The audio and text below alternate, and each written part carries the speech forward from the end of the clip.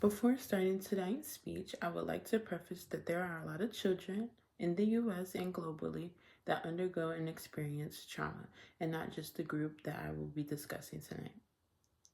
Now, with that disclaimer finally out of the way, I would like to first take the time to introduce who I am. My name is Nakira Royster. I am a 21-year-old Black woman who attends a historically Black college, Marlford State University. I humbly take pride in my Blackness and my Black American culture and all that comes with it. Being an elementary education major, I have a genuine love and passion that makes it easy to empathize with children, which brings us to our topic today, which is disproportionate child abuse rates within the Black community. Now, I wouldn't be surprised if only 65% of the audience here tonight did not know what health disparities, let alone the magnitude of racial disparities are. First, we must know the definition of what disparities mean. Disparities means the difference in one level of treatment, especially one that is seen as unfair.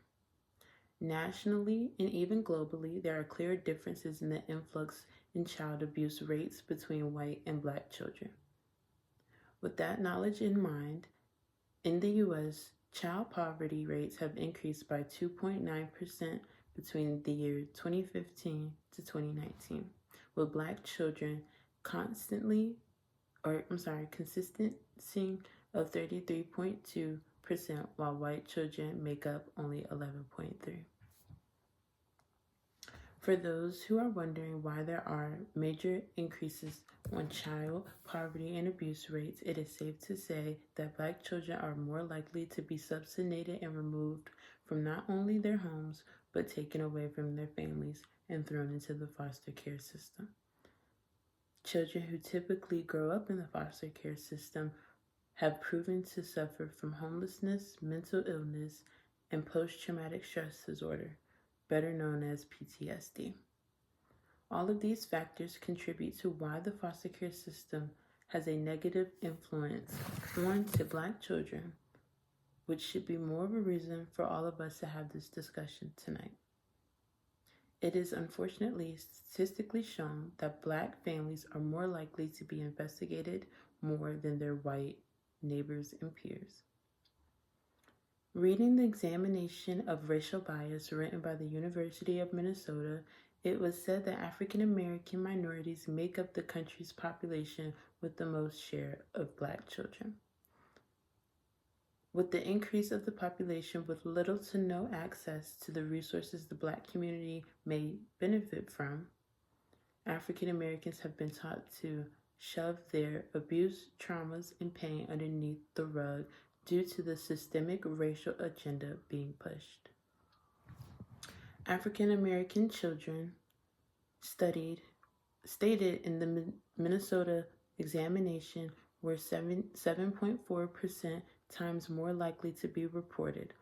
White people have been known to have racist ancestral history that affects the Black community in modern day. So far, we have discussed what I'm passionately encouraging towards, which is racial equality to lessen racial disparities in the U.S. and child abuse prevention. There's many steps that we all in this room can take to prevent these violent and heinous acts. No matter if we are parents, family members, siblings, or simply bystanders, we are placed to protect our children. Now, first, I would like to address the parents. Understandably, children can be a pain, but it is important to take a step back and to address our emotions and behaviors before disciplining our own child. In those moments, times can get very frustrating, and we can sometimes take out our frustrations on children, but analyzing our behavior can prevent unnecessary injuries. Abuse is not subjected to just physical, it can also mean emotional and verbal. Next, we must know the signs of child abuse. Victims. Do they have unexplained injuries? Do they have poor hygiene, random sexual behavior, wetting of the bed, or sudden change of appetite? If all of these boxes check off, don't be afraid to take action. Tonight's discussion was based on how health and racial disparities affect Black children rates in the U.S. This particular disparity enables child abuse reports and the clear difference in treatment of Black and white children. The main objective that you will walk out of here tonight with is the understanding of how societal events causes racial disparities that are affecting our Black children in America. Children do not deserve to be abused and subjected to abuse and left out because of systemic issues due to our ancestral history.